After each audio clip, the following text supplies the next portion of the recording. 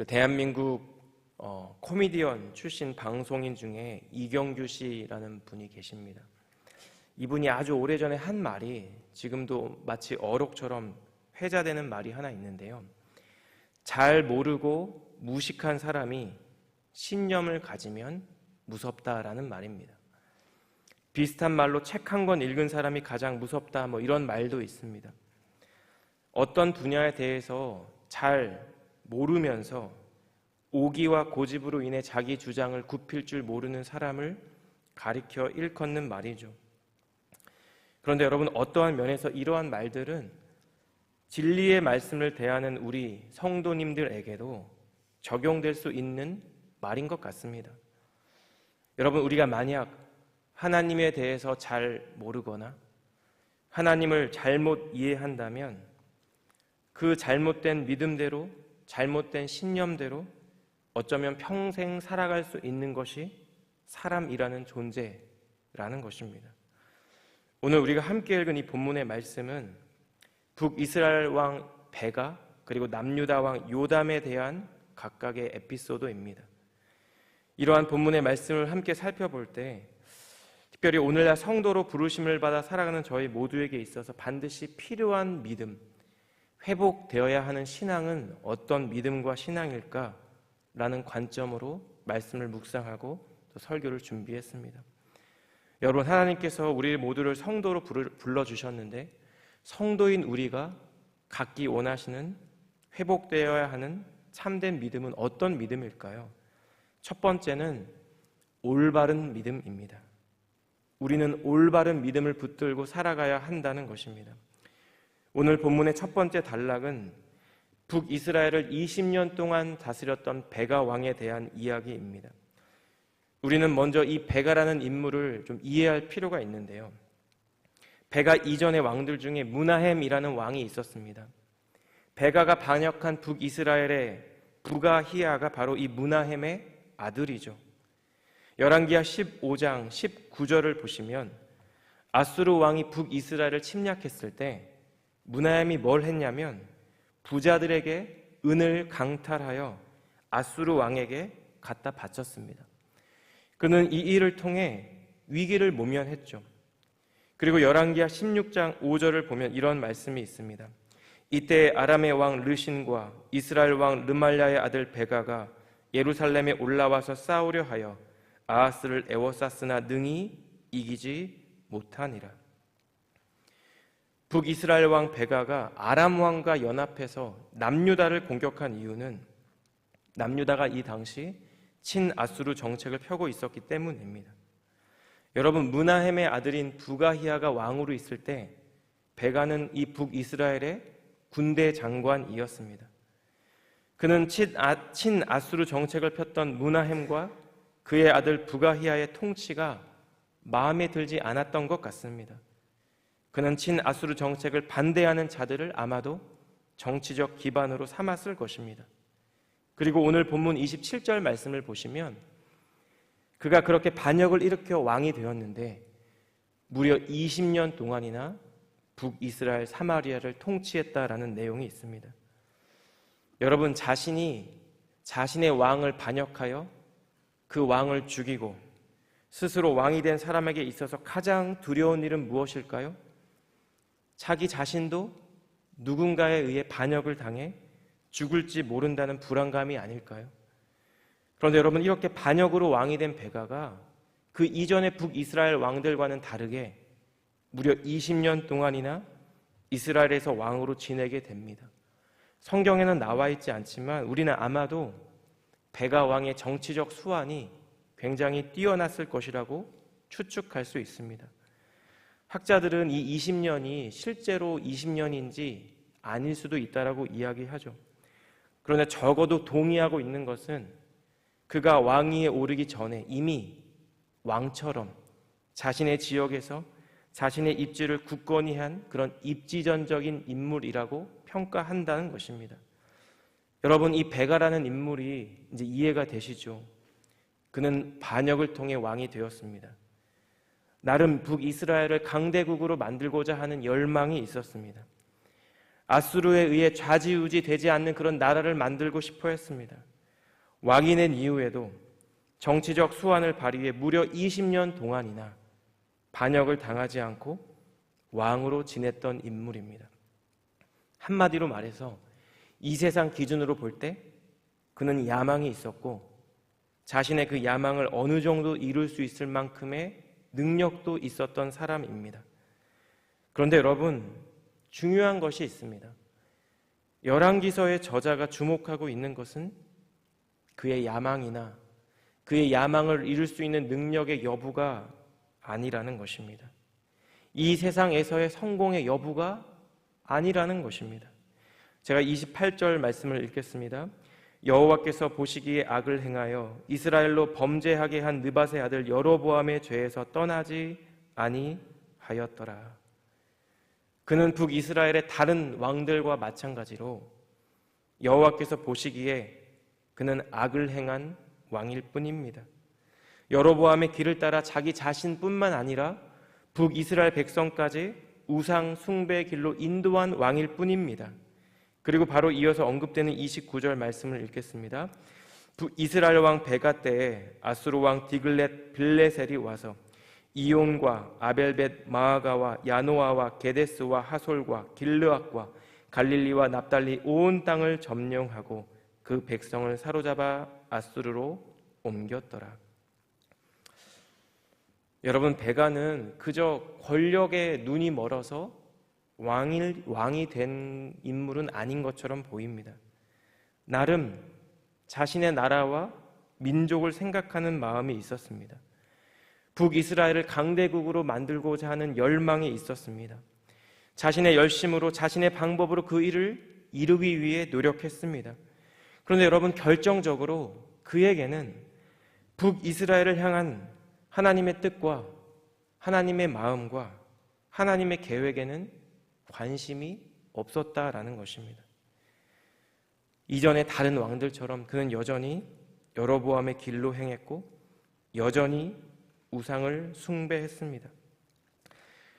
사랑하는 여러분, 북이스라엘 왕 베가가 갖고 있었던 진짜 문제는 무엇일까요? 베가 왕의 진짜 문제는 무엇이 진짜 문제인지를 몰랐다는 것입니다.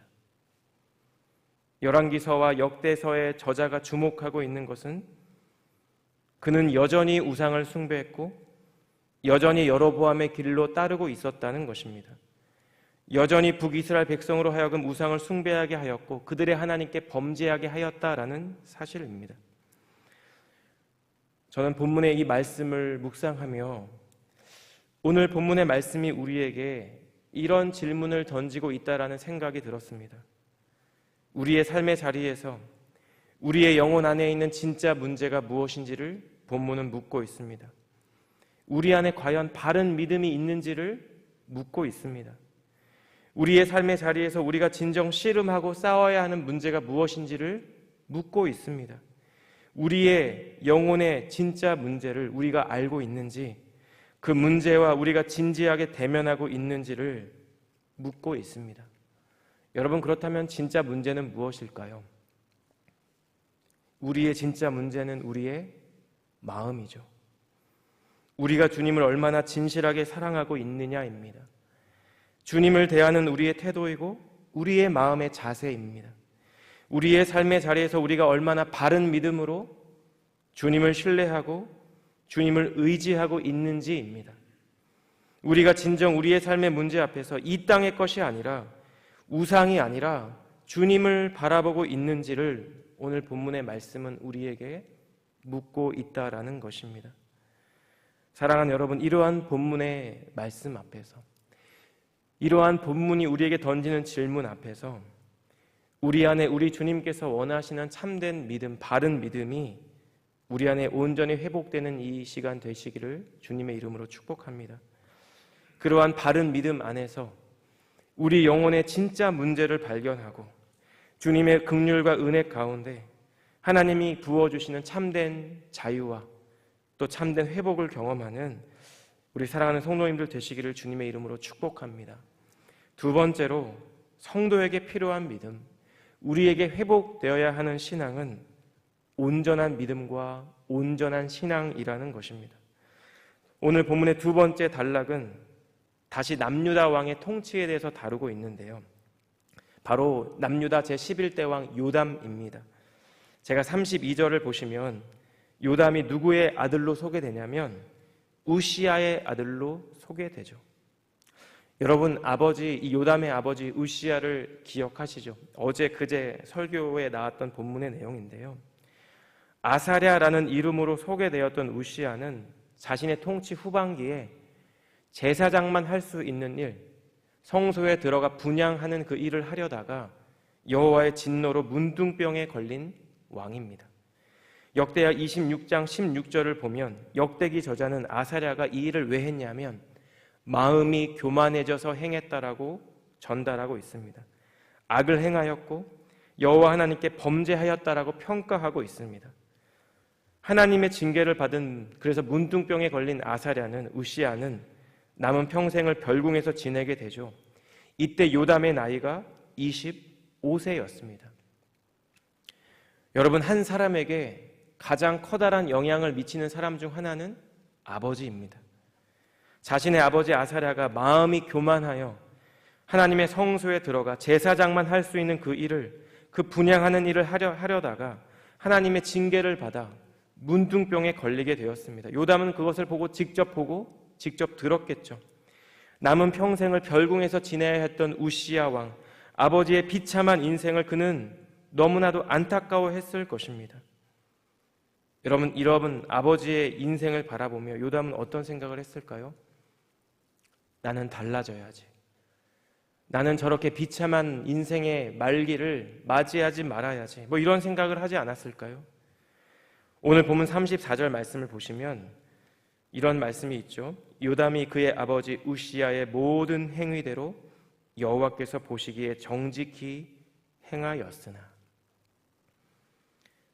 분명 그는 아버지를 보고 어떤 교훈을 얻었을 것입니다. 최소한 어떤 결심도 했을 것 같아요. 그런데 그는 아버지가 행한 일을 뛰어넘지는 못합니다.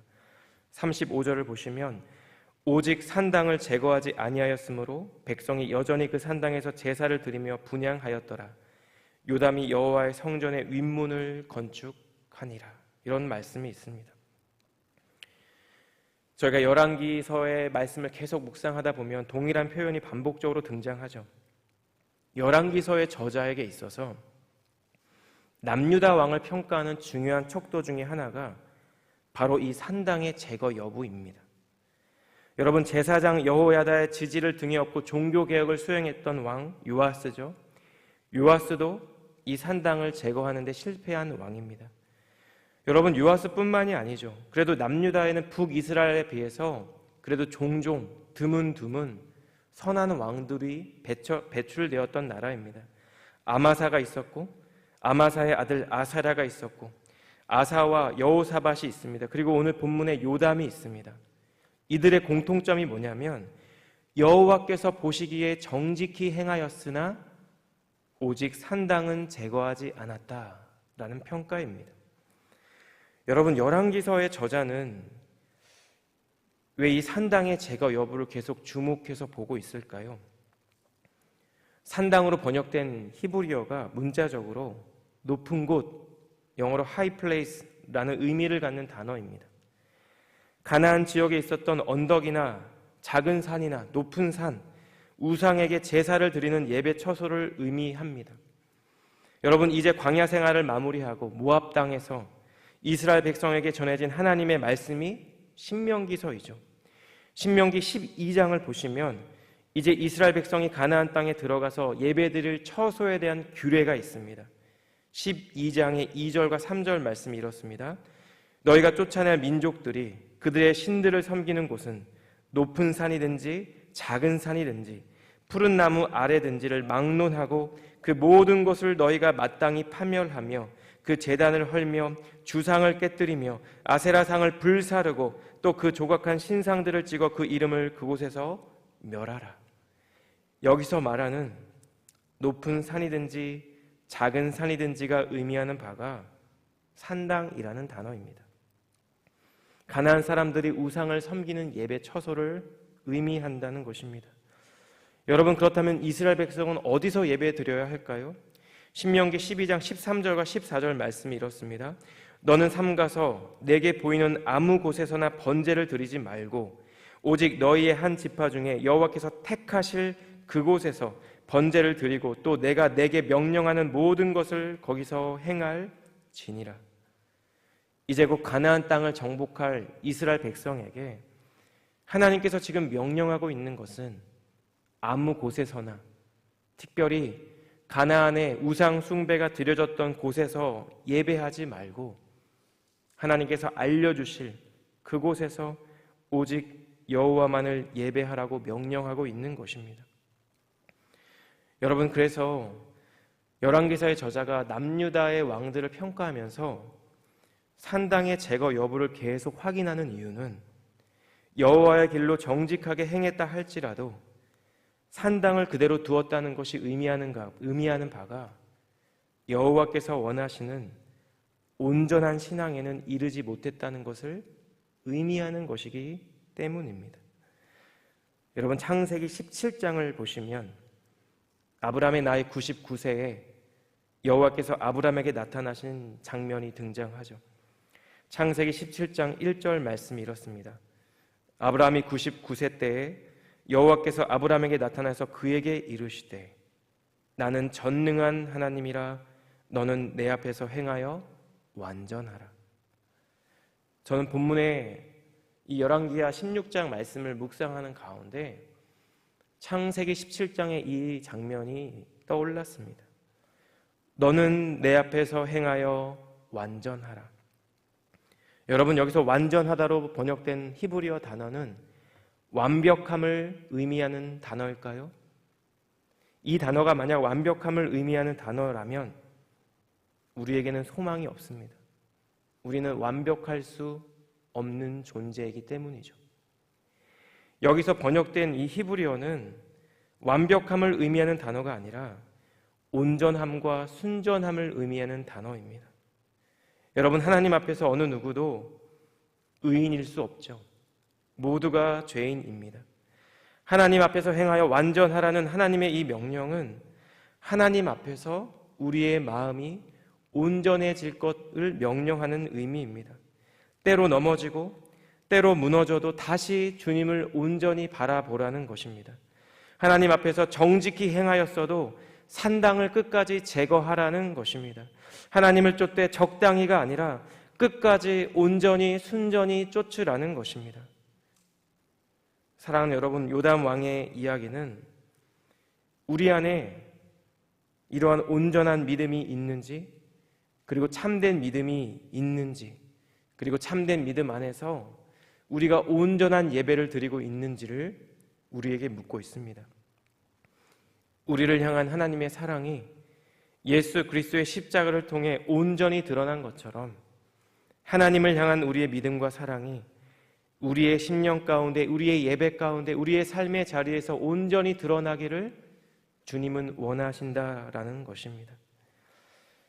하나님께서 우리에게 회복되기 원하시는 이러한 바른 믿음, 그리고 온전한 믿음 안에서 순전한 마음으로, 그리고 끝까지 주님을 따라가며 주님을 예배하며 그리고 주님을 사랑하는 우리 사랑하는 성도님의 삶의 자리 되시기를 주님의 이름으로 축복합니다. 기도하겠습니다.